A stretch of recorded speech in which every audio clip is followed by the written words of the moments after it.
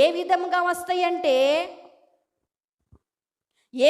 వస్తాయంటే గొర్రెలు వెళ్ళినయా, పొలం వెళ్ళినయా, వెళ్ళిని అవి వచ్చే టయానికి తలుపులు తెరిసావనుకో, ఒకటి ఏ లైన్లో రండి మీరు, ఏం తిట్ట వస్తున్నారు, వస్తాయి లైన్లో తోసుకుంటూ నేను ముందని ఆ విధముగా ఆలోచనలు వస్తాయి.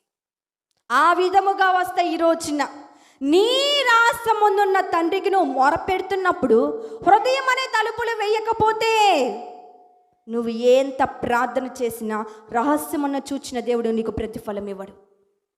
ఆ హృదయం అనే తలుపులు మూసి నువ్వు ప్రార్థన చేయి. ప్రతిఫలం ఎలా ఇస్తాడంటే నువ్వు ఆమేన్ అనే లోపులోనే ప్రతిఫలం ఇవ్వబోతున్నాడు దేవుడు నీకు ఈ రోజున.